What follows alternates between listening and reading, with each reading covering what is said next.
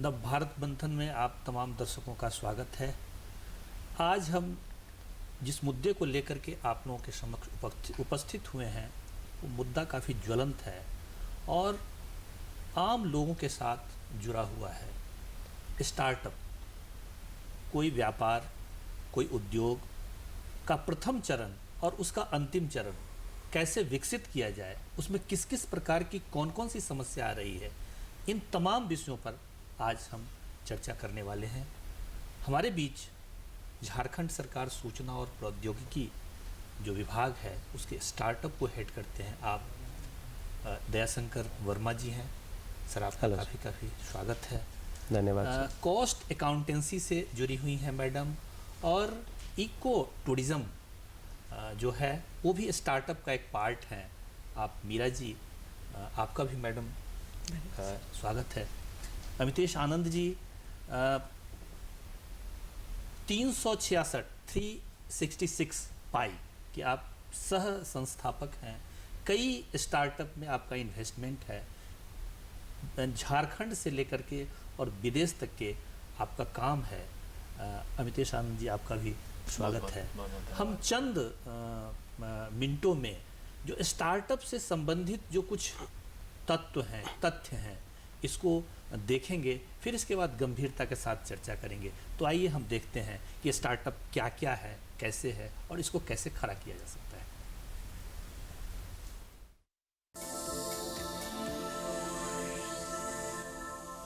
है। जॉब करते थे आईटीसी होटल में, वहाँ सैलरी बहुत ही कम देता था, 6,000 लगभग देता था।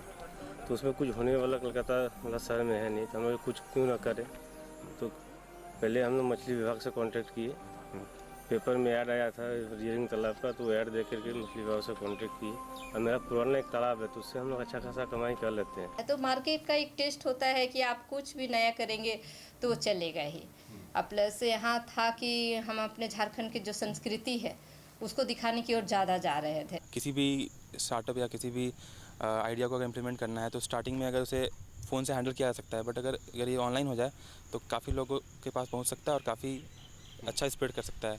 तसर के साथ जो युवा जुड़े हुए उसको बहुत अपॉर्चुनिटीज़ है कुछ उद्यम या एंटरप्रेन्योरशिप स्टार्ट करने में। ग्रामीण परिवेश में रोजगार मुहैया कराने के लिए तसर रेशम उद्योग एक बहुत ही अच्छा विकल्प हो सकता है, खासकर युवाओं के लिए। तो मैं कॉलेज में आया तो स्टार्टअप के कल्चर को समझा, फिर मैंने सोचा कि अपने पैशन को अपना करियर बनाया जाए, इसलिए मैंने उसको अपने बिजनेस में कन्वर्ट करने का सोचा। और जब मैं येलो क्राफ्ट को चला रहा था तो फिर मैंने एक सिचुएशन फेस की कि जैसे कोई भी सामान का ज़रूरत होता है तो मुझे बार बार रांची जाना पड़ता है। तो सर मैंने सोचा कि जब मुझे जाना पड़ रहा है तो मेरे सारे दोस्तों को भी जाना पड़ सकता है। तो मैंने सोचा कि एक सोल्यूशन बनाया जाए जो सबका एक प्रॉब्लम सॉल्व करे, रांची ना जाना पड़े। इससे ज़रूरी बात जो अगर हम कहें कि इसको आप इसलिए लें क्योंकि एक सोच तो आप चेंज करें, क्योंकि ये हमारी महिलाएं, ये झारखंड की महिलाएं नहीं, हमारी महिलाएं बना रही हैं। बनाने वाले भी हम हैं, बेचने वाले भी हम हैं और ख़रीदार भी आप हैं। तो हमारे देश का जो हमारा पैसा लग रहा है वापस यहीं है, हम लोग अपने से ही हैं। तो ये सोच बदल कर आप ले। हम लोग जो यहाँ लाइब्रेरी में पढ़ रहे हैं कि सभी लोग को शिक्षा मिले और सब लोग को अच्छा मतलब शिक्षा में आएंगे। जो नहीं सीखे हैं वो लोग को भी सिखाएंगे और जो छोटा से पढ़ रहा है उसी लोग को भी मतलब आगे बढ़ाने के लिए हम लोग प्रयास किए हैं। मुझे ऐसा लगता है कि अगर हमारे गांव के सभी लोग पढ़े तो शायद हमारा गांव कुछ आगे बढ़े।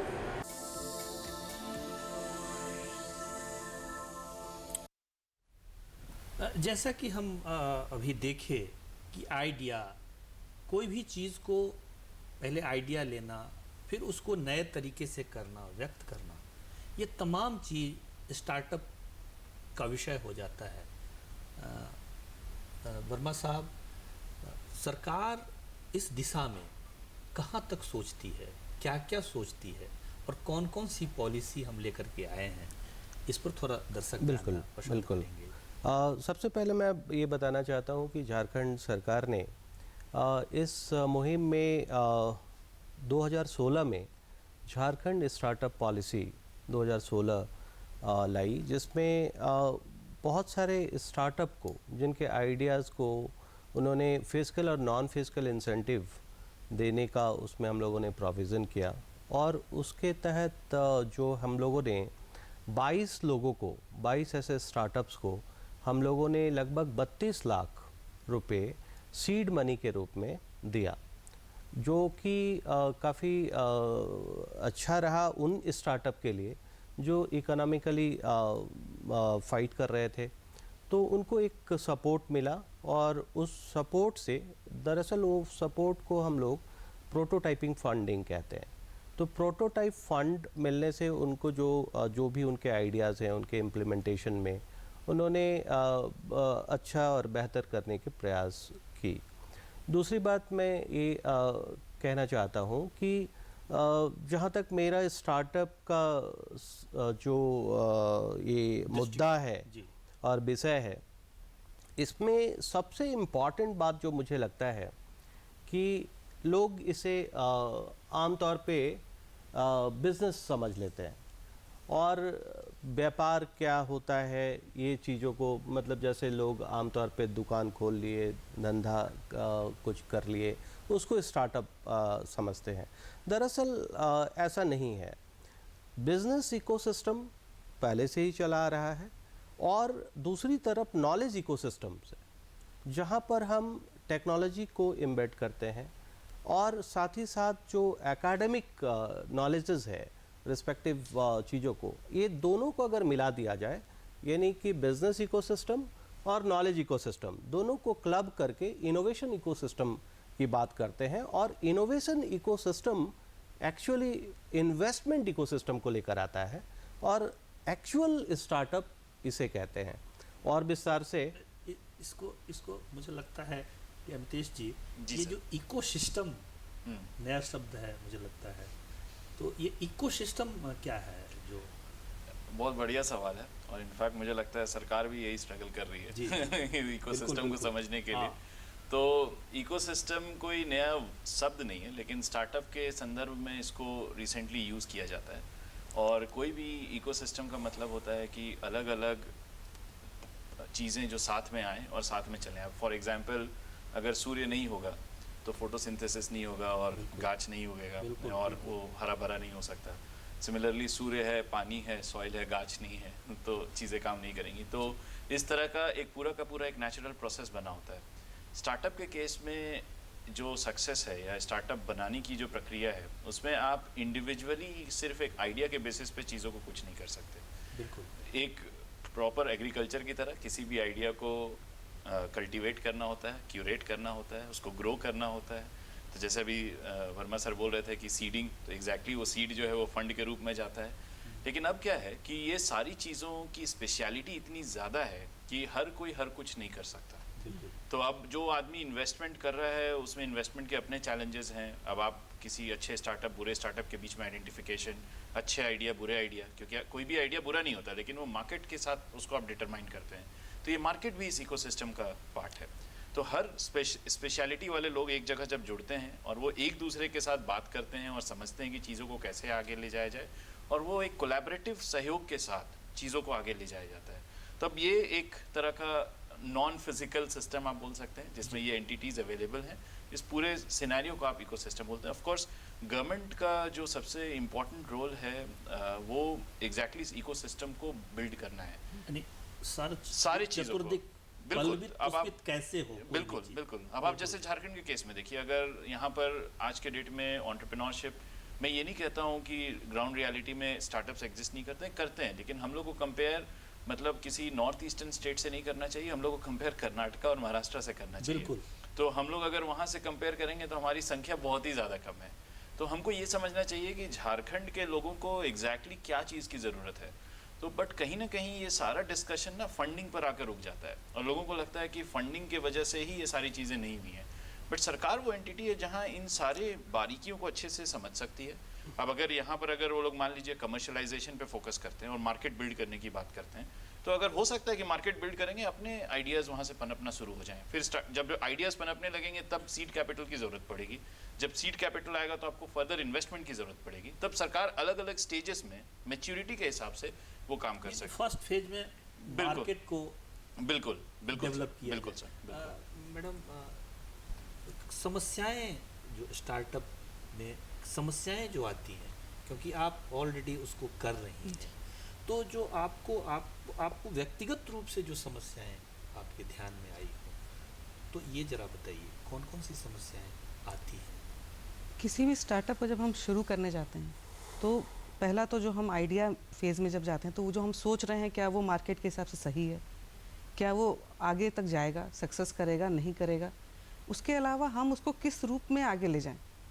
अब जब ये हम सोचते हैं तो हमको ये पता है कि सरकार का बहुत बड़ा रोल है हमको सहयोग करने में। सरकार की बहुत सारी स्कीम्स है जो हमको सहयोग करने के लिए तत्पर हैं, लेकिन अब मुद्दा ये है कि वो स्कीम और मेरे बीच में जो गैप है वो बहुत बड़ा है। इसमें ये समझ पाना मुश्किल है कि मुझे अगर ये करना है, स्टार्टअप करना है, तो मुझे किस किस विभाग से बेनिफिट मिल सकते हैं। हाँ, ठीक ठीक। किस किस विभाग से बेनिफिट मिल सकते हैं और क्या हो सकता है। कहीं एक पॉइंट पे ऐसा नहीं है कि हम झारखंड गवर्नमेंट के वेबसाइट पे चले जाएं, वहाँ अगर हम ये डालें कि हाँ हम इस चीज़ में काम करना चाहते हैं, तो वो खुद ब खुद सरकार हमें अप्रोच करे कि हाँ आपको ये करना है तो मेरे ये डिपार्टमेंट्स इसको इंटीग्रेट करके आपकी मदद करने के लिए आ रहे हैं। मुझे ढूंढना पड़ता है कि अगर मुझे कोई एक स्कीम लेना है तो इस डिपार्टमेंट में जाएं, इस ऑफिस में जाएं, या पेपर वर्क हम कहाँ करें। तो सिर्फ जो इन्फॉर्मेशन का फ्लो है उसमें गैप है। कुल मिलाकर के जो है कि सिंगल विंडो वाला जो सिस्टम वो भी लाया गया है। सिंगल विंडो सिस्टम आज के डेट में ऑपरेटिव है झारखंड एडवांटेज झारखंड के रूप में। उसमें आप जाएंगे तो आपको मिलेगा कि आपको जो जो रजिस्ट्रेशन लेने हैं वो कहाँ कहाँ से आ जाएंगे। लेकिन अगर हम एग्रीकल्चर के फील्ड में या किसी भी फील्ड में जा रहे हैं तो क्या क्या बेनिफिट है सरकार का, ये सरकार से कोई व्यक्ति आकर के वो मेरे साथ बात करके फिर हम निष्कर्ष निकालें। आपस का जो कोऑर्डिनेशन वो नहीं है उसका, वो हम कुछ दो कदम अगर हम बढ़ते हैं तो सरकार भी मेरे तक आए और मुझे समझाए कि नहीं आप ये सोच रहे हैं ठीक है, लेकिन ये तरह से हम आपकी मदद कर सकते हैं और आपको लेकर के आगे बढ़ सकते हैं। सर आप इस बिंदु पे मैं कहना चाहूँगा, जैसे मैडम ने कहा advantage.jharkhand.gov.in एक हमारा सिंगल विंडो है, लेकिन उसमें जैसे अगर मान लीजिए कि पॉल्यूशन सर्टिफिकेट चाहिए तो वो आप कहाँ से लेंगे, कैसे लेंगे, इसका चर्चा है। प्लस डिफरेंट डिपार्टमेंट से, जैसे इंडस्ट्री डिपार्टमेंट की पॉलिसीज़ उसमें दी गई है कि वहाँ से आप क्या क्या जो लाभुक हैं, बेनिफिशियरी हैं, वो उनको वहाँ से क्या क्या मिल सकता है। साथ ही जैसे ITS पॉलिसी हो या BPO BPM पॉलिसीज़ हो, ESDM पॉलिसीज़ है, उससे क्या क्या फिजिकल और नॉन फिजिकल इंसेंटिव है, सारी चीज़ों को दिया गया है। लेकिन मैडम का ये जो कहना है कि हमें जैसे हम अगर आगे बढ़े तो सरकार भी हमें आकर बताए। एक जगह ऐसा हमको लगता है कि सरकार के स्तर से ऐसा एक पोर्टल होना चाहिए जिसमें आम लोगों को मतलब सारी चीज़ों को एक जगह मतलब जानकारी के रूप में दिया जाए, और इस पे हम लोग पहल करेंगे। और हमको लगता है कि एक चीज़ मैं बताना चाहूँगा कि अभी वर्तमान सरकार ये इनिशिएटिव ले रही है जिसमें नए पॉलिसी को हम लोग जो वर्तमान परिप्रेक्ष्य में स्टार्टअप का जो महत्वता है और जो आस पास और जो सक्सेसफुल स्टेट है इस क्षेत्र में, उनके जो क्राइटेरिया को हम लोग मैप कर रहे हैं और देश विदेश के स्टार्टअप के नीतियों को समझकर और एक बेंचमार्किंग करके हम लोग नए सिरे से पॉलिसीज़ बना रहे हैं। और प्रोबेबली हम लोग इसको कैबिनेट में भी पास करवाएंगे और संभवतः 1-2 महीने के अंदर में इसे हम लोग पूरा कर लेंगे।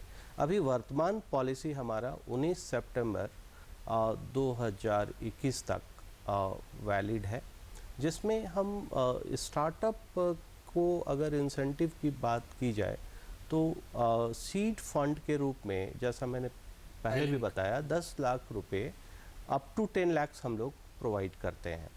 और मार्केटिंग असिस्टेंस के रूप में हम लोग अपार्ट फ्रॉम प्रोटोटाइपिंग फंड हम लोग 10 लाख और भी मुहैया कराते हैं अभी, जो कि मतलब गो टू मार्केट वाली स्टेज में आते हैं, उनको हम लोग देते हैं। साथ ही साथ 1 सालों तक हम लोग स्टाइपेंड भी प्रोवाइड करते हैं। स्टाइपेंड उनके लिए जैसे 8,500 एक स्टार्टअप के तहत 3 लोगों को 8,500 इंटू 3 1 सालों तक हम लोग देते हैं। और जो महिला हैं या फिज़िकली चैलेंज्ड हैं वो अगर स्टार्टअप करते हैं तो उनको एडिशनल 2,000 का प्रति मंथ हम लोग एक्स्ट्रा पैसा देते हैं ताकि उनको उनका उत्साह और इस क्षेत्र में उनको अट्रैक्ट करने के लिए उत्साहवर्धन होता रहे। जी हाँ। हम फिर आपके पास आएंगे। ओके। ये कैसे लोगों को दिया जाता है, कितने लोगों को दिया गया है। ओके। अमतेश जी, जी सर, जो जैसे आपने कहा मार्केट सरकार के द्वारा, जैसे हमारे प्रधानमंत्री लगातार, और मुझे लगता है कि जब कभी भी पब्लिक मंच पर आते हैं तो वो इस विषय को बोलते भी हैं कि हम नौकर नहीं बने, हम मालिक बने, और इस प्रकार। तो अगर सरकार, मान लीजिए जो सरकार हमको जो सुविधाएं दे रही हैं वो तो दे रही हैं, उससे एट प्रेजेंट जैसा कि वर्मा साहब ने कहा है कि थोड़ा बहुत और डेवलपमेंट हो सकता है। हम अपने स्तर पर क्या कर सकते हैं, क्योंकि आपने सब चीज़ों को होते हुए देखा है, सरकार की भी पॉलिसियों में आप शामिल रहे हैं, होते हुए आपने देखा है, तो हमारे स्तर पर हम क्या कर सकते हैं? देखिए, पहला तो सरकार से जितना दूर रहिए स्टार्टअप करने में। बिल्कुल, पहला तो एकदम अच्छा। पहला तो स्टेप यही है। और मुझे लगता है कि मैं 3665 मैंने और मेरे पार्टनर सुशांत ने हम लोग 2012 में शुरुआत की थी, और इस भरोसे नहीं किया था कि झारखंड सरकार स्कीम लेके आएगी। मतलब पॉलिसी 2016 में बनी और स्टार्टअप मेरा 2012 में था, तो ऑफ कोर्स कहीं ना कहीं ये इंटेंशन नहीं था कि पॉलिसी आएगी तो हम काम करेंगे। तो एक एंटरप्रेन्योर जो इंसान होता है वो थोड़ा अलग किस्म का इंसान होता है। बिल्कुल होता है। तो और उसमें वो आइडेंटिफिकेशन होना कि क्या आपके अंदर वो जज्बा है, वो सबसे इम्पॉर्टेंट एलिमेंट है। क्योंकि अगर 10 चीज़ें गलत हो सकती हैं तो वो होंगी। मतलब, और सैडली क्या होता है कि सरकार के केस में सरकार के पास हर चीज़ जो है वो सर्टेनिटी है। अब जैसे हमारे करंट मुख्यमंत्री हैं, उनके पास जब तक नंबर्स है वो 5 साल तक सरकार चलाएंगे। जिस दिन उनकी मुख्यमंत्री में उन्होंने शपथ लिया, उनको पता है कि 5 साल तक वो रहेंगे। स्टार्टअप जो है वो हर चीज़ अनसर्टेनिटी के बारे में है। तो अब एक सर्टेनिटी वाली एजेंसी अनसर्टेनिटी को समझ नहीं सकती है। तो एज इंडिविजुअल, एज एंटरप्रेन्योर, ये बहुत ज़रूरी है कि आप समझिए कि आप अनसर्टेनिटी जब आपके पास होती है या आप जब उसमें कूद जाते हैं तो आप कितने कंफर्टेबल हैं। अगर आप पैनिक कर जाते हैं या एंग्जाइटी अटैक होने लगता है या आपको लगता है कि मेरे पास पैसे नहीं है, मैं सैलरी कहाँ से दूंगा, मैं क्या करूँगा, तो पहला मेंटल प्रिपरेशन जो है वो सबसे इम्पॉर्टेंट एस्पेक्ट है कि आप मेंटली उस लेवल पर अवेलेबल हैं कि नहीं और आप एंटरप्रेन्योरशिप के रास्ते पे जा सकते हैं कि नहीं। तो इसलिए मैंने कहा, मतलब मैंने कुछ नेगेटिव एस्पेक्ट में नहीं कहा, बट सरकार से दूरी रखने में फ़ायदा ये होता है कि फिर आपको पता है कि आप ऑल अलोन हैं और आपको ही खुद सारी चीज़ों को फिगर आउट करना है।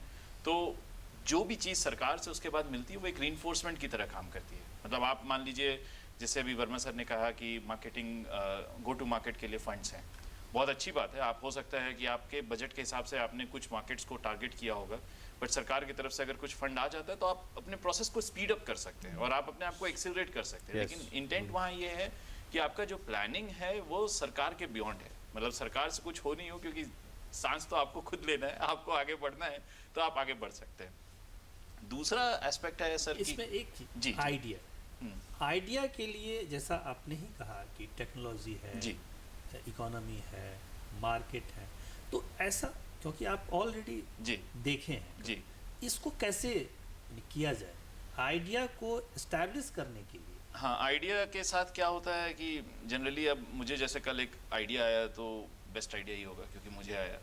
हर इंसान को वही लगता है कि, लेकिन समझना ये ज़रूरी है कि वो आइडिया आता क्यों है। वो आइडिया इसलिए आता है कि कहीं ना कहीं आइदर हमने कुछ प्रॉब्लम फेस किया था या हमने कुछ देखा जहाँ से कोई चीज़ों को, अब जैसे मान लीजिए मैं रातू रोड ही क्रॉस कर रहा था, वहाँ पे ज़ीब्रा क्रॉसिंग है और वहाँ पे ट्रैफिक पुलिस भी है, लेकिन अगर वहाँ सिर्फ एक ट्रैफिक लाइट लगा दी जाए तो हो सकता है ट्रैफिक पुलिस की ज़रूरत ना पड़े, क्योंकि यहाँ के लोग कल्चरली ट्रैफिक लाइट्स को फॉलो करते हैं। तो ये आइडिया क्यों आया? क्योंकि मुझे लगा कि वहाँ पर बेकार में जाम लग रहा है और एफिशिएंसी को गेन की जा सकती है। तो अब वो आइडिया का सोर्स जो था वो कोई एक्चुअल प्रॉब्लम स्टेटमेंट था। तो टिपिकली आइडिया का सोर्स जनरली इन चीज़ों से आता है। इंपॉर्टेंट ये होता है ये देखना कि जो प्रॉब्लम आप फेस कर रहे हैं और आप जो देख रहे हैं, क्या आपके जैसे और 60% लोग, हाँ 60% लोग भी क्या उस चीज़ को देख रहे हैं? बिल्कुल। तो अगर आप भी अगली बार रातू रोड क्रॉस करेंगे और आपको भी लगेगा तो वो आइडिया आपको भी आएगा। तो इसका मतलब है कि वो एक कॉमन आइडिया हो गया। ऑफ कोर्स एग्जीक्यूट करने का आपका नज़रिया अलग होगा, मेरा नज़रिया अलग होगा, लेकिन एंड ऑफ द डे हम लोग किसी प्रॉब्लम को सॉल्व कर रहे होंगे। तो इम्पॉर्टेंट ये है कि ये जो प्रॉब्लम है वो जेनेरिक अगर प्रॉब्लम है तो उसका मार्केट भी होगा। हो सकता है आज के डेट में उसके लिए मार्केट नहीं हो, लेकिन कल के डेट में उसका मार्केट आप बना सकते हैं क्योंकि उसकी नीड या उसका असेसमेंट है। तो मार्केट के पीछे का जो लॉजिक है वो एग्जैक्टली यही है कि आइदर किसी चीज़ का डिमांड है और उसका सप्लाई मिसिंग है, आप उसको सप्लायर बन जाते हैं, या कोई मार्केट में कोई चीज़ की ज़रूरत थी जिसके बारे में अंडरस्टैंडिंग नहीं थी, आप वो पहले अंडरस्टैंडिंग और अवेयरनेस लेके आते हैं और लोग फिर समझते हैं कि हाँ इसकी ज़रूरत है। तो इनफैक्ट निरमा का एक बहुत ही पॉपुलर कैंपेन रहा है। तो जब निरमा लॉन्च हुआ था तो निरमा के केस में जो उनके फाउंडर थे करसन भाई, हाँ, तो उन्होंने पहले सब जगह जाके निरमा का पैकेट दिया लोगों को। पैकेट देने के पहले लोगों से पूछते गए कि आपके यहाँ निरमा है, आपके यहाँ निरमा है, तो लोग बोले ये क्या होता है निरमा, ठीक है। और काफ़ी दिनों तक ऐसा लूप चलता रहा। फिर अचानक एक दिन वो निरमा लेके गए या उनके टीम कोई लेके गई और उन्होंने कहा कि ये सर निरमा है। बोले अरे लाइए, बहुत इंक्वायरी आ रही है इसकी, हमें ये चाहिए।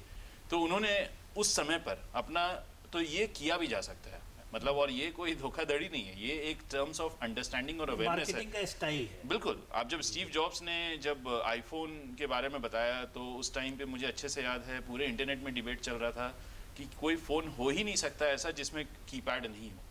और हम लोग सारे लोग नोकिया में 1 2 3 और अगर SMS टाइप भी करना होता तो 1 को 3 बार दबा रहे हैं, 2 को 3 बार दबा रहे हैं। और उन्होंने सीधा इनोवेशन टच पैड पे ले आया और उनका कहना था कि जब अगला जनरेशन आएगा तो वो टेक्नोलॉजी को अडॉप्ट करके आएगा। और ये सच है। जब मेरा बेटा 2012 में जब उसका जन्म हुआ और वो जब फ़ोन वोन देखना शुरू हुआ तो वो इंट्यूटिव था, वो तुरंत ही चेक कर लेता था। और कुछ दिन पहले की बात है, मैं मतलब अपने लैपटॉप पे काम कर रहा हूँ, मैंने उससे पूछा आज का डेट क्या है, तो वो बोलता है हे सीरी टेल मी द डेट, और मेरे ही लैपटॉप से मुझे ही डेट बताया गया। और मैं एक्चुअली ये कर सकता था, लेकिन ये जो जनरेशन जो है जो तकनीक और टेक्नोलॉजी को देख कर आगे बढ़ती है वो बाय डिफ़ॉल्ट इन चीज़ों को समझते हैं। बिल्कुल। आप तो कर रही हैं कई ने स्टार्टअप, आप कोई ऐसी स्टोरी, कोई ऐसा आपके जीवन में जो घटना घटी हो जिससे दर्शक प्रभावित हो, इंस्पायर हो, ऐसा इंस्पिरेशनल कोई आपके साथ कोई घटना घटी हो, आपने स्टार्ट करने का जो आपका दृष्टिकोण आया हो, कैसे आपने उसको फिर एग्जीक्यूट किया? मेरा ससुराल यहाँ से 40 किलोमीटर दूर मांडर के पास है जी। तो हमारे यहाँ खेती ही मुख्य जीवनचर्या का है, स्रोत है। खेती मुख्य रूप से है। तो जब हम लोग गांव जाया करते थे तो छुट्टियों में या बच्चों की छुट्टी है या हमारी छुट्टियां हैं तो हम लोग चले जाते थे, गांव जाना है। हमारे साथ कभी कभी कुछ हमारे परिचित रिलेटिव या दोस्त वो भी चलते थे कि चलो आज हमारी भी छुट्टी है, हम भी चलते हैं गांव। इस क्रम में वो हमारे साथ जाते थे, घूमते थे, खेतों में जाते थे, देखते थे, उपज वगैरह समझते थे, फूलों के साथ देखते थे।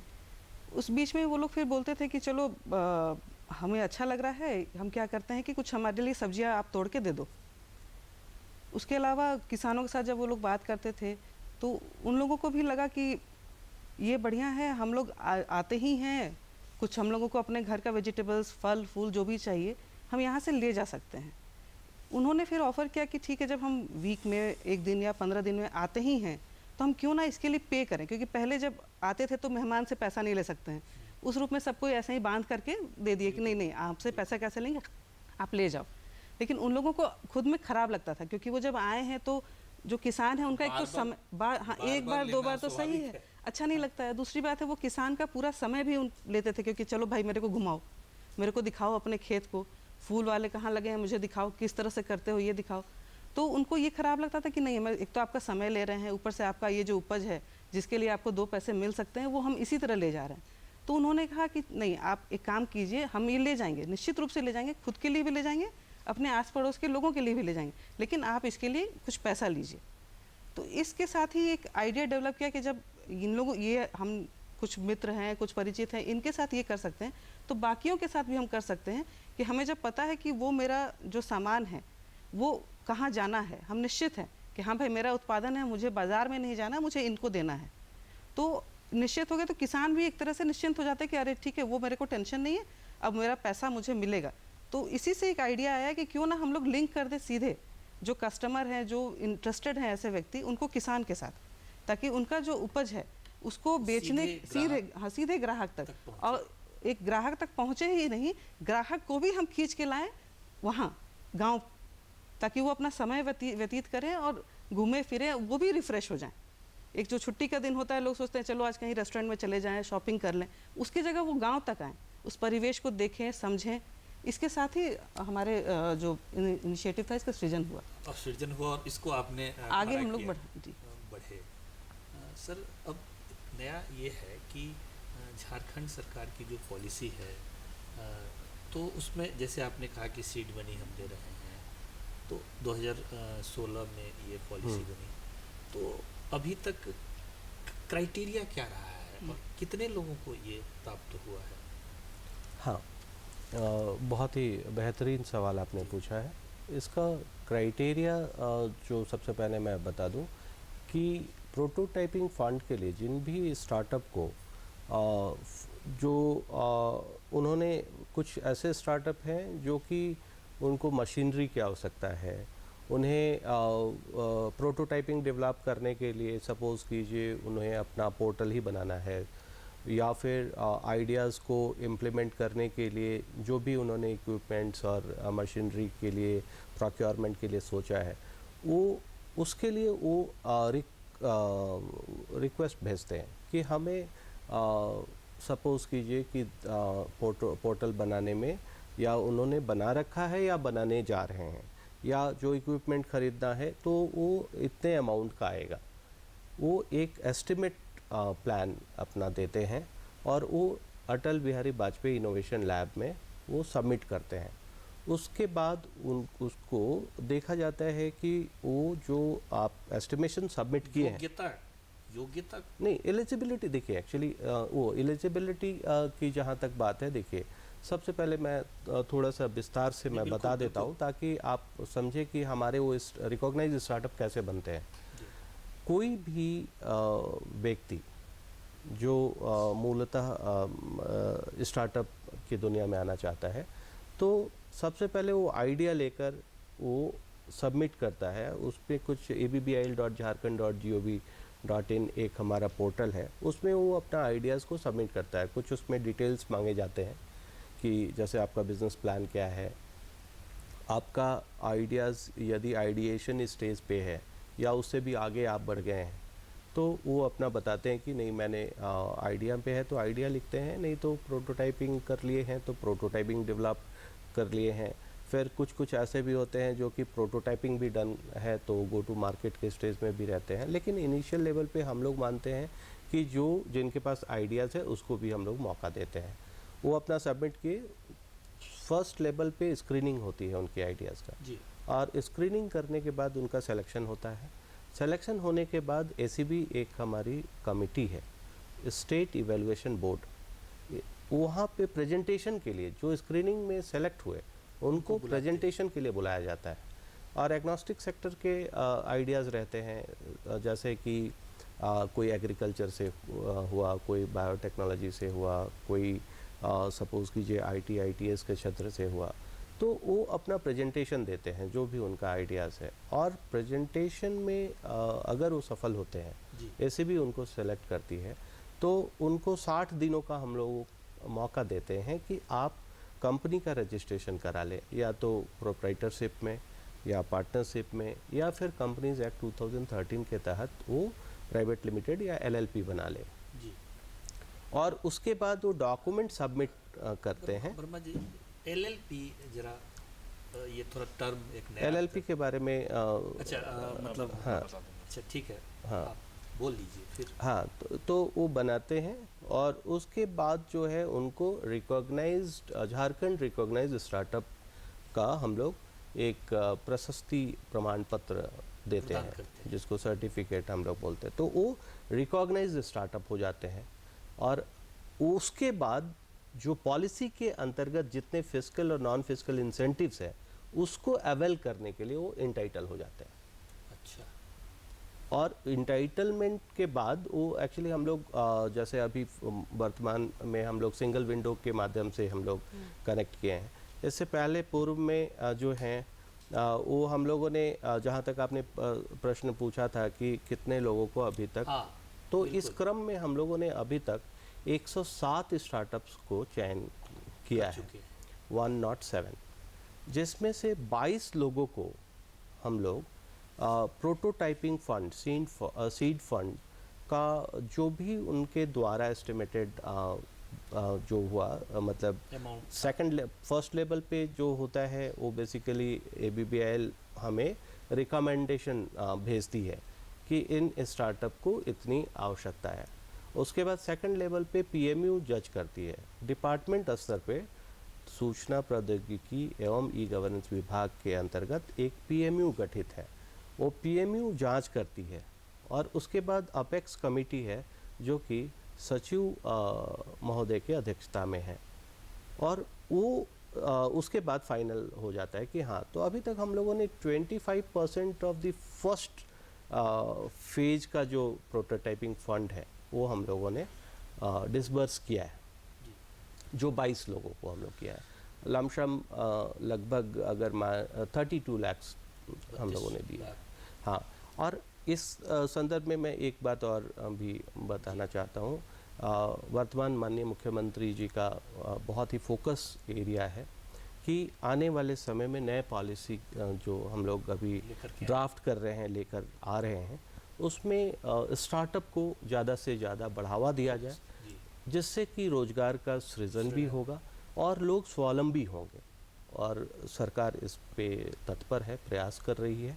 और हमको लगता है इकोसिस्टम के बारे में आपने पूछा था, मेरा अपना सोचना है, इकोसिस्टम अगर आम भाषा में अगर समझे तो जहाँ क्रेता और विक्रेता दोनों अवेलेबल हो, वहाँ पे जैसे जो मान लीजिए आपने जो प्रोडक्ट बनाया, आपको खरीदने वाला भी यही होना चाहिए। बिल्कुल। और आपको जो बेचने वाला भी है उसको भी, मतलब आपको सुलभता से ये क्लाइंट और वेंडर एक ही जगह उसे मिल जाए तो उसे मतलब बहुत परेशानियों का सामना नहीं करना पड़ेगा। जैसे अमितेश साहब ने बताया था कि जैसे कोई भी, मतलब अगर इकोसिस्टम बेहतर, इन एडिशन टू दिस इन्होंने तो काफ़ी विस्तार से बताया उस पर, लेकिन आम लोगों को समझने के लिए मैंने कहा कि जहाँ पर खरीदने वाला भी उपलब्ध हो और बेचने वाला भी उपलब्ध हो, वही पारिस्थितिक तंत्र को इकोसिस्टम को बनाता है। अमरीश जी, हमने पीछे भी आपसे एक सवाल पूछा था, उस सवाल का थोड़ा मुझे लगता है कि और ज़्यादा उस पर, ठीक है, पूछिए। कोई मंच है एक ऐसा, झारखंड ओपन कॉफ़ी क्लब करके ऐसा कुछ? जी। संभवतः आप लोग भी उसके साथ जी जुड़े हुए हैं, तो क्या उस ऐसे कुछ क्लब के माध्यम से स्टार्टअप को बल मिल रहा है? बहुत ज़्यादा बल मिल रहा है। और इनफैक्ट जब झारखंड सरकार स्टार्टअप पॉलिसी बना रही थी तो इस पूरी कम्युनिटी ने, सबने बढ़ चढ़कर सहयोग दिया और सारे लोगों ने अपने सारे ओपिनियन रखे। तो जब भी पॉलिसी मेकिंग प्रोसेस होता है तो उसमें एक स्टेक होल्डर रिव्यू एक इम्पॉर्टेंट एलिमेंट है। तो प्रॉब्लम ये होता है कि अब स्टेक होल्डर आएंगे कहाँ से जब इकोसिस्टम और एंटरप्रेन्योर्स और स्टार्टअप है ही नहीं, और आप जब ये पॉलिसी बना रहे हैं और तो स्टेक होल्डर्स को आप ढूंढेंगे कहाँ? हाँ, बिल्कुल। और सरकार तो ढूंढ नहीं पाएगी। आप अगर पेपर में इश्तेहार निकालेंगे कि हाँ हम स्टेक होल्डर रिव्यू कर रहे हैं, स्टार्टअप बहुत सारे लोग आ गए, बहुत सारे लोग आ गए, तो फिर अब आपको ये नहीं पता चलेगा कि उसमें से कितना रेप्यूटेड या क्रेडिबल इनपुट है। और क्योंकि इंडिया में कुछ हो नहीं हो, ओपिनियन तो हमारे सबके पास है, सबके पास, ठीक है, और हर किसी का ओपिनियन इम्पॉर्टेंट है। यहाँ पर ये इंक्लूसिवनेस है तो बहुत अच्छी बात है। तो ये इस तरह का जो फोरम या ये कम्युनिटी है झारखंड ओपन कॉफ़ी क्लब, ये एक्चुअली बहुत पॉजिटिव इम्पैक्ट क्रिएट करती है। ये एक तरह का रिइंफोर्समेंट क्रिएट करती है जहाँ पर ऐसे सारे लोग एक जगह जुड़ जाएं। और क्योंकि कई बार, अब जैसे मीरा मैम बता रही थी, इनके जो चैलेंजेस थे या इनका जो आइडिया का जो सोर्स था, ऐसी सिमिलर स्टोरीज ऑलमोस्ट सबकी होती हैं। और कहीं ना कहीं एक कॉमन, अब चूंकि अगर अब जैसे झारखंड में इंफ्रास्ट्रक्चर एक बहुत बड़ा इशू है, अब जाके थैंक्स टू जियो कम से कम इंटरनेट का प्रॉब्लम सॉल्व हो गया। नहीं तो BSNL भरोसे इंटरनेट में आप यहाँ बिजनेस नहीं करें। In fact I have lost business क्योंकि हम लोग BSNL के इंटरनेट पे थे और वहाँ पे भाई साहब नहीं लगने वाले मोड में चल रहे थे, तो उसमें बहुत समस्या। हाँ, तो अब वो प्रॉब्लम रिजॉल्व हो गई। तो लेकिन अब वहाँ पे क्या है कि वो इंफ्रास्ट्रक्चर इशू है। तो मेरे जैसे कई एंटरप्रेन्योर्स थे जो एक्चुअली में ये फेस कर रहे थे। तो ऐसे फोरम के दायरे से क्या होता है कि सॉल्यूशंस बाहर निकलती हैं। तो अब जैसे तब पता चला कि कोई एक प्राइवेट प्रोवाइडर है जो लीज लाइन लिया हुआ है और वो ठीक है थोड़ा महंगा ही सही, लेकिन वो इंटरनेट ऑफर करता है और आप उसको यूज़ कर सकते हैं। तो अब अगर किसी और के पास सिमिलर इंटरनेट की इशू थी और अगर मैंने उसको सक्सेसफुली रिजॉल्व किया तो वो रिजॉल्व हो जाता है। तो झारखंड ओपन कॉफ़ी क्लब एक तरह का लीडरलेस सेटअप है। तो एक दूसरी अंडरस्टैंडिंग हमारी क्या हुई जब हम लोग झारखंड आए, तो यहाँ पर हर चीज़ के लिए सेक्रेटरी जनरल और मतलब आदमी हो ना हो पोजीशन पहले बन जाता है, और उसके बाद क्या होता है कि हर कोई पोजीशन की तरफ ही रहता है। मतलब आप अगर एक क्लब बना लें या एक गोष्ठी कर लें तो उसमें एक चेयरपर्सन हो जाएंगे, हमको दीजिए बस माइक मुझे कितनी देर मिल रही है, ठीक है। तो और ये हम लोग का कल्चरल इशू है। मतलब ये आप अगर वेस्टर्न इंडिया में जाएंगे तो वो इतना प्रेवलेंट नहीं है जितना यहाँ पर है।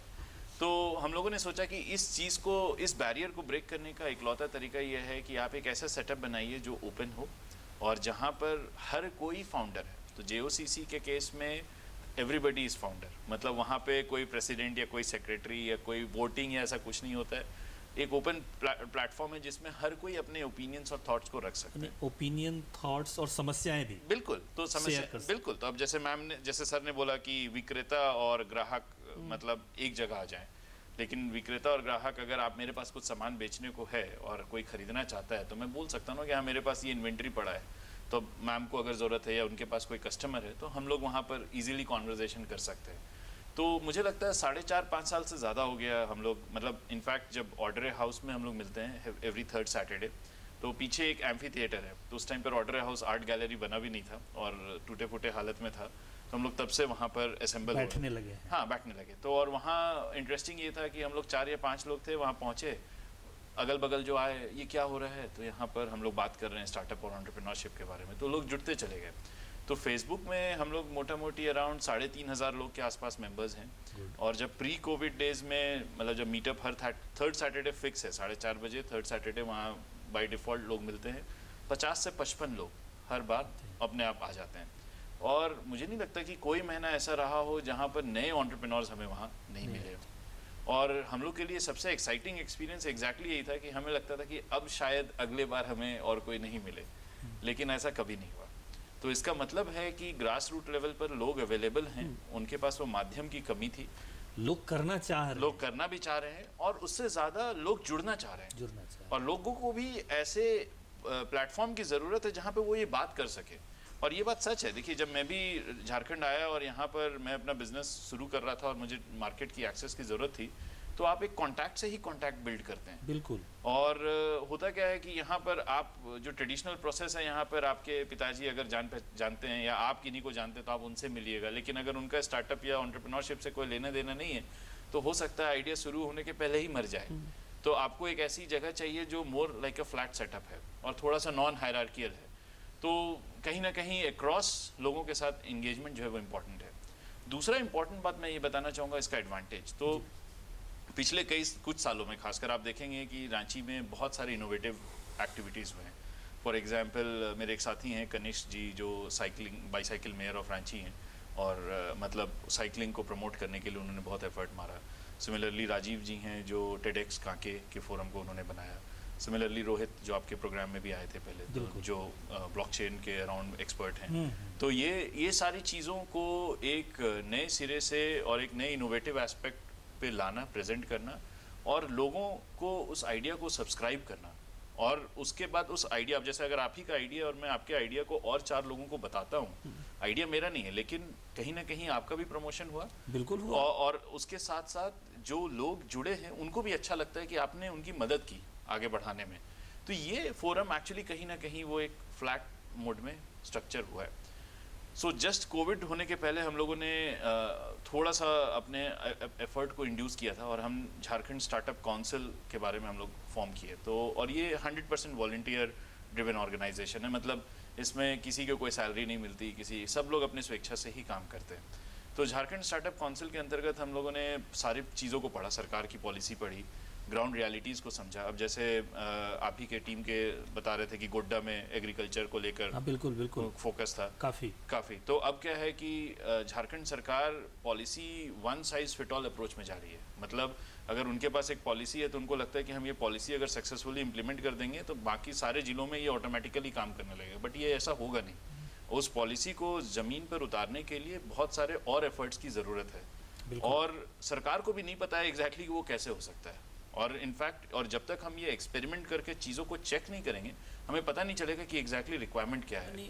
Trial and error. एग्जैक्टली तो JOCC जैसे फोरम्स क्या करते हैं, वो ट्रायल एंड एरर को मिक्स करते हैं। तो जैसे हमने क्लस्टर्स बनाया झारखंड स्टार्टअप काउंसिल के नाम से, तो देवघर के क्लस्टर में हमने आइडेंटिफाई किया कि एग्रीकल्चर और एग्रो प्रोडक्ट्स के अराउंड चीज़ों को किया जा सकता है। आप क्षेत्रवार उसको बिल्कुल बिल्कुल, और वहाँ पे लोग वॉलंटियर जुड़े तो उनको भी एक फोकस एरिया मिल गया। क्योंकि अब आप स्टार्टअप, अगर आप मेरे घर पे आएंगे और मेरे ड्राइंग रूम में स्टार्टअप के बारे में बात करेंगे तो सबसे पहले मेरे पिताजी फ्यूरियस हो जाएंगे, बोलेंगे क्या नौकरी वोकरी करो यार, क्या ये सब टाइम पास कर रहे हो। नहीं, हमारा जो कल्चर है। बिल्कुल बिल्कुल बिल्कुल। तो अब क्या है कि ये सारे कॉन्वर्जेशंस होते नहीं है, तो अब उनको एक अगर दिशा दे दिया गया कि आप देखिए ऐसे और कितने लोग हैं या कितने लोगों को आप जोड़ सकते हैं जहाँ ऐसी चीज़ें हो रही हैं, तो सरकार के पास एक ऐसा प्रावधान है, हम लोग उनको कनेक्ट कर सकते हैं।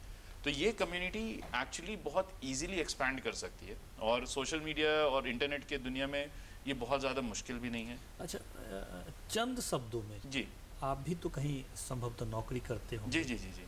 कैसे छोड़ करके आए और क्या उसका थोड़े शब्दों? बिल्कुल बिल्कुल। तो मैं इंजीनियर हूँ बाय प्रोफेशन, और 2000 से 2004 मैंने इंजीनियरिंग ख़त्म की, और उसके बाद मेरा कैंपस रिक्रूटमेंट में हुआ। एक कंपनी थी चैटर्जी ग्रुप, TCG आईवेगा, तो मैं बैंगलोर में काम करता था।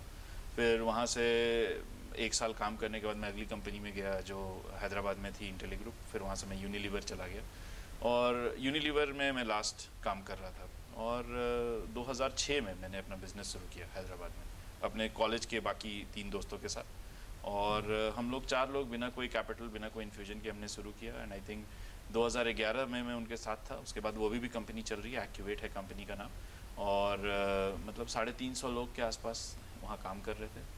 और ट्रांजिशन मेरे लिए ये था क्योंकि मुझे स्कूल में जब था तभी मैं समझ चुका था कि मुझे अपना कुछ करना है। क्योंकि मैं एक जॉइंट फैमिली सेटअप में रहता हूँ, तो और वहाँ मेरे पिताजी खुद कोल इंडिया में काम करते थे, लेकिन मेरे जो बाकी दोनों चाचा थे वो उनका अपना बिजनेस था। और मुझे क्लियरली दिखता था कि अगर आप पिताजी से ज़्यादा, हाँ मतलब पिताजी के केस में मुझे लगता था कि उनका लाइफ चिल्ड आउट है। मतलब वो दोपहर में खाना खाने आ जाते हैं, वापस चले जाते हैं, और मतलब फिक्स सैलरी मिल जाती है। और ऑफ कोर्स मतलब पब्लिक सेक्टर जॉब था, तो उसके बदौलत हम लोग को बहुत फ़ायदा हुआ। मतलब उनको जब भी LTA मिला तो हम लोग देश दुनिया घूमे सीखे। ऑन द कॉन्ट्ररी मेरे चाचा के जो बच्चे थे वो लोग उतना प्लान नहीं कर पाए, लेकिन कहीं ना कहीं चैलेंजेस को सॉल्व करने का जो प्रवृत्ति था वो मैंने दोनों चाचा से सीखा। और दूसरा अच्छा चीज़ ये दिखता था कि अगर वो लोग कुछ कर रहे हैं तो उनके अराउंड 40-45 लोगों की टीम बन गई थी और उनका परिवार चल रहा था। और इनफैक्ट एक तो बीच वाले चाचा मेरे भी कोविड में नहीं रहे, लेकिन जो छोटे वाले चाचा हैं उनके अराउंड अभी भी 50 लोग की टीम है, और मतलब 25 साल से वो लोग उनके साथ जुड़े हुए और उनकी जीविका चल रही है। ठीक है, और एंड ऑफ द डे अगर आप जब तक ये एम्प्लॉयमेंट अपॉर्चुनिटी क्रिएट नहीं कीजिएगा तो देश का उत्थान नहीं हो सकता। और ये बहुत ज़रूरी है क्योंकि पब्लिक सेक्टर जो है वो पब्लिक सेक्टर के पास पैसा इसलिए आता है क्योंकि हम लोग टैक्स भर रहे हैं या हम लोग कुछ सर्विस कंज्यूम कर रहे हैं। बिल्कुल। तो अगर वो सोर्स को अगर हम मजबूत नहीं करेंगे तो वो नहीं हो पाएगा। तो कहीं ना कहीं वो इंस्पिरेशन था मेरे पास कि हाँ ये करना। और टेक्नोलॉजी से इसलिए मैं जुड़ा रहा क्योंकि मुझे अच्छे से याद है मैं अपने पिताजी के साथ कहीं जा रहा था, उन्होंने बहुत प्राउडली बोला कि एक नई कंपनी बनी है इन्फोसिस और उनकी कोई कलीग है, उनकी बेटी वहाँ ज्वाइन की है। तो उस समय पे एक लड़की के लिए काम करना और प्लस कंप्यूटर के वर्ल्ड में काम करना, ये दोनों बहुत बड़ी बात थी। तो मैंने उनसे पूछा कि इसमें मतलब कंप्यूटर तो बहुत टफ होता होगा। बोले हाँ प्रोग्रामिंग बहुत टफ है और ये बहुत मुश्किल प्रॉब्लम है इसको सॉल्व करना। तो मुझे लगा कि हाँ ये वर्दी चैलेंज है जिसको सॉल्व किया जाए। तो इसलिए मैंने कंप्यूटर का लाइन पकड़ा और मैं थैंकफुल हूँ उनका जो इन्फोसिस ज्वाइन किया, जो एटलीस्ट मैं इंस्पायर्ड हुआ उनसे और अल्टीमेटली क्लियर था। और बिजनेस चूँकि मुझे लगता है कि आप जब करने लगेंगे तो आप सीख जाते हैं। बहुत माने चैलेंज और कई प्रकार की बातें आपने बताया। अपने व्यापार को जो आपका स्टार्टअप जिस क्षेत्र में आप काम कर रहे हैं, आगे क्या आपने सोचा है? इसका जो स्वरूप है अभी ये सब कितने लोग जुड़ रहे हैं, कैसे जुड़ रहे हैं? लोग जुड़ रहे हैं। जैसे इस चीज़ में जब देखे लोग कि पैसा है और निश्चिंतता भी है, क्योंकि हम मार्केट ढूंढना नहीं है, हम मार्केट से सीधे लिंक हो जाते हैं। तो अब क्या है कि लोग जुड़ रहे हैं, जुड़ने के साथ साथ 100 किसान एक साथ जुड़ गए हैं और हमारे एक FPO के अंदर आ गए हैं। FPO वगैरह भी आपने बनाया? FPO बनाने की प्रक्रिया में है। प्रक्रिया में जी, वो इसमें उसके भी कुछ चैलेंजेस हैं। एफपीओ के बहुत चैलेंजेस हैं। अच्छा, वो भी जरा। एफपीओ में इसको मिनिस्ट्री ऑफ कॉर्पोरेट अफेयर्स के अंदर इसको रजिस्ट्रेशन करवाना पड़ता है। अब इसमें क्या है कि पहले शायद 6 महीने पहले ही डिजिटल सिग्नेचर का रिक्वायरमेंट उतना नहीं था कि 10 मेंबर है, 10 का डिजिटल सिग्नेचर चाहिए, वेरिफिकेशन चाहिए, और जो पेपर वर्क है उतना टफ नहीं था। लेकिन कुछ फ्रॉड्स हुए जिस कारण से इसको लाया गया।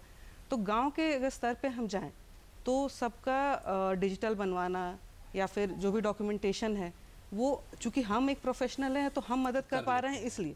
लेकिन अगर हम वहाँ नहीं होते तो निश्चित रूप से बिचौलिए जो हैं वो वहाँ आते हैं। उनका काम होता है कि विभाग में पता है कि एफपीओ को स्कीम दिया जा रहा है, तो चलो इस गांव में ये लोग एफपीओ बनाने में इंटरेस्टेड है, चलो हम लोग इसमें लग जाते हैं। उस क्रम में कुछ एफपीओ तो जेन्युइनली सही बना देते हैं, कुछ एफपीओ में सिर्फ पेपर बनाते हैं और बाकी अपना काम निकाल ले रहे हैं। तो ये एक पॉइंट है जहाँ सरकार को आना पड़ेगा। सरकार बोलती है कि आप एफपीओ बनाइए, आपको हम जो खर्चा है वो हम रीइंबर्स कर देंगे। लेकिन अगर वैसा ना बोल के सरकार बोले कि ठीक है आप डॉक्यूमेंट लाइए, हम एफपीओ आपका बना के आपको देते हैं, तो ये ज़्यादा बेहतर होगा। जी सर, मैं आगे आपका और क्या, किस दिशा में आप बढ़ रही हैं, कितने लोग आपके साथ जुड़ रहे हैं? ये तो 1 व्यक्ति से 2 व्यक्ति से 10 व्यक्ति होते होते अब बढ़ के 100 किसान परिवार आ गए हैं। और हमको लगता है कि अगर हम इसको सही ढंग से लेकर के आगे चले तो ये एक मॉडल तैयार हो जाएगा झारखंड के लिए, जिसको अन्य अलग अलग गाँव में इसको लाया जा सकता है और लोग जुड़ सकते हैं। वर्मा साहब, जैसा कि आपने भी बताया और मैडम ने भी बताया, सरकार की तो बहुत सारी पॉलिसियां हैं, बहुत सारी पॉलिसियां आती हैं, आम जनता तक नहीं पहुंच पाती हैं। उसका सबसे बड़ा कारण ये होता है अवेयरनेस। हम इसको प्रचारित करने के लिए, प्रसारित करने के लिए सरकारी स्तर पर कौन कौन से माध्यमों का, कैसे कैसे क्या करते हैं? बहुत ही अच्छा प्रश्न आपने पूछा है। और जहाँ पर मुझे लगता है कि स्टार्टअप का जहाँ तक सवाल है उसमें देखा जा रहा है कि जैसे हम लोगों ने 9 डिस्ट्रिक्ट में लगभग बुट कैंप किया, और ताकि एक्चुअली बहुत ऐसे केसेस में देखा जाता है कि आमतौर पे जो इंस्टीट्यूशन, जो बच्चे पढ़ रहे हैं, पढ़ाई कर रहे हैं, जैसे बीटेक कर रहे हैं जो बच्चे IISM धनबाद से या BIT मेसरा से या फिर IIIT रांची से या फिर IIM से जो MBA की डिग्री हासिल करने के लिए पढ़ाई कर रहे हैं, वैसे बच्चों के बीच में स्टार्टअप का जो अवेयरनेस के लिए हम लोग इंस्टीट्यूशंस को भी इनक्यूबेटर बनाते हैं, जिसके क्रम में पॉलिसी में प्रावधान भी है, जिसमें उन लोग को हम लोग जैसे इस क्रम में ACB स्टेट इवैल्यूएशन बोर्ड ने 4 इनक्यूबेटर्स को सेलेक्ट भी किया है, और जिसमें हम लोग 50 लाख रुपए उनको इंक्यूबेशन सेंटर बनाने के लिए इन कैंपस प्रति वर्ष 5 वर्षों तक, यानी कि एक इंस्टीट्यूशन को 2.5 CR हम लोग प्रोविज़न किए हैं, जिसमें 4 लोगों को हम लोगों ने चयनित भी किया है, 4 इंस्टीट्यूशन को, और प्रक्रियाधीन है वो। अभी हम लोगों ने उनको फंड रिलीज़ नहीं किया है। आने वाले समय में 2-3 महीने के अंदर हम लोग प्रयासरत हैं कि इसको करेंगे। तो पहला तो ये हो गया बुट कैंप, फिर वर्कशॉप के माध्यम से, फिर जो अभी तो कोविड को देखा जाए तो वेबिनार और बहुत ऐसे माध्यम हैं, और सबसे बड़ा माध्यम जो बना है आज के झारखंड के परिप्रेक्ष्य में वो है JOCC के माध्यम से वैसे बच्चे जो कि इंस्टीट्यूशन में नहीं भी पढ़ रहे हैं, उनके पास भी आइडियाज़ है और वो भी सामने आ रहे हैं। मैं भी एक मतलब JOCC का पार्ट हूँ, और अमितेश साहब ने जो बताया, इन्होंने झारखंड में अगर देखा जाए तो स्टार्टअप को मतलब हर बच्चा जानता है स्टार्टअप क्या चीज़ है, भले ही वो ये मैप कर रहा हो कि ये भी एक तरह का बिजनेस है, ट्रेडिशनल बिजनेस जो होता है वो है, लेकिन नहीं, स्टार्टअप को नया रंग दिया है JOCC ने। यहाँ जो लगभग मुझे लगता है 3,500 लोग हैं, और डिस्ट्रिक्ट स्तर पर भी है, ये डिस्ट्रिक्ट स्तर पे भी है, डिस्ट्रिक्ट स्तर पे भी है। और JOCC की टीम से, पूरे टीम से सरकार को भी मदद मिली है, बहुत फ़ायदा हुआ है। और आने वाले समय में भी हम अपेक्षा करते हैं कि ये फ़ायदा होगा, और हमको लगता है कि सरकार भी कदम से कदम मिलाकर चलेगी और इस सिस्टम को बेहतर बनाएगी। जहाँ तक मुझे ऐसा लगता है सर कि सरकार या कोई भी सरकार हो, केंद्र सरकार हो, राज्य सरकार हो, सबको नौकरी नहीं दे सकती। बिल्कुल बिल्कुल। यहाँ पर स्टार्टअप जो दुनिया, है दुनिया का ये है हाँ, मॉडल है, ये विश्व स्तर पे भी देखा जाए, आपका कहना बिल्कुल सही है। यहाँ स्टार्टअप, अगर एक स्टार्टअप जो है 3-4 लोगों को भी रोजगार देता है, अगर देखा जाए 107 स्टार्टअप हमारा जो ACB से सेलेक्टेड है, 107 ने अगर स्टार्टअप मान लीजिए किसी को नहीं भी एम्प्लॉयमेंट किया है, कम से कम 107 लोग तो स्वावलंबन के क्षेत्र में आगे बढ़े हैं। बिल्कुल। और वो 3-4 लोगों को, तो हम लोगों को इसमें बहुत ही फोकस करके इसको आगे बढ़ाना चाहिए। और जहाँ तक ये तो मैं सरकार की तरफ से बात कर रहा हूँ, मैं ऑफ द वे मैं खुद भी एक एग्रीकल्चर के क्षेत्र में मैं काम कर रहा हूँ। मैं बेसिकली मैं PhD स्कॉलर हूँ, Indian institute of information technology Ranchi से मैं एफिलिएटेड हूँ, और मैं एग्रीकल्चर के क्षेत्र पे काम कर रहा हूँ। और मैंने मतलब बहुत सारे चीज़ों को, जैसे artificial intelligence, machine learning, deep learning की सहायता से मैं प्लांट डिजीज़ को कैसे डिटेक्ट करके उसको कैसे सॉल्व किया जाए, कैसे सॉल्यूशन दिया जाए, ताकि आम तौर पे देखिए आज के समय में पॉपुलेशन बढ़ रहा है, ज़मीन का वही टुकड़ा, ज़मीन तो नहीं बढ़ रहा, बिल्कुल उसी में उत्पादन बढ़ाना होगा। तो इस पॉइंट को, इस प्रॉब्लम को देखते हुए मैंने सोचा कि क्यों ना हम प्रिसीजन एग्रीकल्चर को बढ़ावा दें टेक्नोलॉजी के द्वारा, जो इजराइल में, USA में, कनाडा में होता है, ताकि उतना ही ज़मीन में हम जितना भी पॉपुलेशन बढ़ता जा रहा है उसको कैटर करें, लैंड यूज का स्ट्रक्चर बदल दे। बिल्कुल बिल्कुल।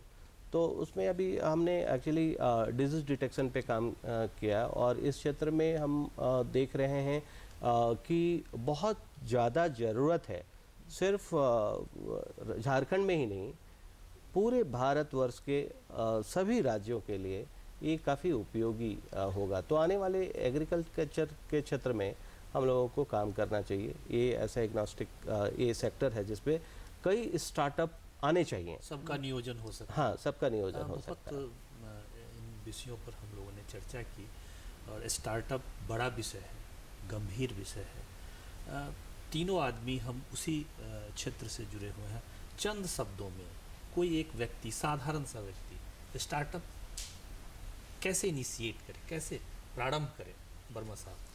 कोई भी व्यक्ति अपना स्टार्टअप करने के लिए उसके पास एक आइडिया होना चाहिए, जो कि किसी ना किसी को सोशल एनवायरनमेंट में कोई ना कोई प्रॉब्लम को सॉल्व करता हो, और उसको सॉल्यूशन दे, और सॉल्यूशन के साथ साथ उसे वो मॉनेटरी कैसे उससे बेनिफिट ले। स्टार्टअप का मतलब ही है सर कि ऐसा आइडिया जो इनोवेशन के साथ हो, और साथ ही साथ वो अपना रेवेन्यूज भी जनरेट करे और लोगों को एम्प्लॉयमेंट दे। यही स्टार्टअप का। अमितेश जी, चंद शब्दों में। सर वो तो मैं एक और सेंटेंस खाली बोलना चाहूँगा, क्योंकि आपने अवेयरनेस की जो बात की थी, तो उसमें सरकार के तरफ से एक चीज़ है कि उन पे मैच्योरिटी का अभाव है अवेयरनेस को लेकर, और इनका मैक्सिमम अप्रोच जो है वो हाफ बेक्ड अप्रोच है। तो अगर हमारी घर की शादी अगर सरकारी तरीके से करें तो शायद लड़का नहीं पहुंच पाए या मंडप नहीं लग पाएगा। बिल्कुल ठीक है। तो ये इस रियलिटी को एक्सेप्ट करना बहुत ज़्यादा ज़रूरी है। और चाहे आप सिंगल विंडो बनाइए या मल्टीपल विंडो बनाइए, इससे कोई फ़र्क नहीं पड़ने वाला। फ़र्क ये पड़ने वाला है कि जो आम इंसान या जो आम जनता है उस तक वो कंटेंट समय पर पहुंच पा रहा है कि नहीं। आम आदमी तक कंटेंट पहुंचाना, बिल्कुल, ये स्टार्टअप का महत्वपूर्ण बिंदु है। बिल्कुल। तभी मैडम, आपका चंद शब्दों में एक साधारण व्यक्ति कैसे खड़ा कर सकता है? यहाँ पे हम लोगों ने दो चीज़ का डिस्कशन देखा है। एक तो सरकार के तरफ से, एक JOCC का। अगर सरकार के तरफ से बोले तो जो मैंने कहा कि अब सरकार चल रही है पुल टेक्नोलॉजी पे। हम अगर सरकार के वेबसाइट पे जाते हैं, कोई स्कीम को ढूंढते हैं, तो हम ढूंढ के निकाल पाते हैं। इसको अलग मोड में ले जाना होगा, पुश। मतलब सरकार जो बताना चाह रही है उसके अलावा जो चाहिए पब्लिक को, जो इन्फॉर्मेशन ढूंढ सकती है, वो सब एक पोर्टल में अवेलेबल होना चाहिए, और वो भी गवर्नमेंट के पोर्टल पे। क्योंकि डमी पोर्टल बहुत खड़े हो जाते हैं जो आपको सरकार के नाम पे बस आप कर लीजिए वो पैसा। एमएसएमई एक बहुत बड़ा एग्जांपल है, मैंने खुद देखा है कि सरकार का पोर्टल पे वो फ्री है, लेकिन अब उसके अलावा सिमिलर नाम के बहुत पोर्टल है, अब जाइए 2000, 2500, 3000 आपसे ले लेंगे। तो वो एक ऑथेंटिसिटी चाहिए और गूगल पर वही सबसे पहले खुलेगा। हाँ, निश्चित रूप से खुलेगा। पैसा तय करके। दूसरा अगर बोलिएगा जेओसीसी जैसे मंच, उनका उपयोग है वैलिडेशन के रूप में। जैसे कोई व्यक्ति आकर के अपने एक आइडिया को जब रखता है, लोग सुनते हैं तो अलग तरह से क्वेश्चन पूछते हैं। अब वो जब क्वेश्चन पूछते हैं तब उसको समझ में आता है नहीं ये एक नज़रिया है मेरा, लेकिन मुझे ये भी इनकॉर्पोरेट करना है। तो वो दोनों चीज़ों को एक साथ पैरेलली हम लोगों को लेके चलना होगा। सभी चीज़ों को निश्चित एक साथ एक मंच पर लाना और एक साथ खड़ा करना। सरकार के भी कई पक्ष हैं, पब्लिक के भी कई पक्ष हैं। स्टार्टअप अपने आप में महत्वपूर्ण है। कोई भी दुनिया की सरकार सभी को नियोजित नहीं कर सकती है, सभी को सरकारी नौकरी नहीं दे सकती है। ये उतना ही सत्य है जितना सत्य सूर्य और चंद्रमा है। तो इन्हीं बिंदुओं को लेकर के हम लोगों ने चर्चा किया और इसी चर्चा में हम लोगों ने देखा कि कैसे एक सामान्य व्यक्ति स्टार्टअप को खड़ा कर सकता है। हम ऐसे ही ज्वलंत विषय, ऐसे ही सामान्य और आम जनता से जो जुड़े हुए विषय हैं, इनको लेकर के आपके सामने प्रस्तुत होते रहेंगे। तब तक के लिए हम अपनी टीम के साथ आपसे विदा लेते हैं। आप तमाम लोगों का भी स्वागत है हमारे स्टूडियो में। धन्यवाद, आभार और आपका भी स्वागत है जो आपने मौका दिया और सुने। धन्यवाद। धन्यवाद।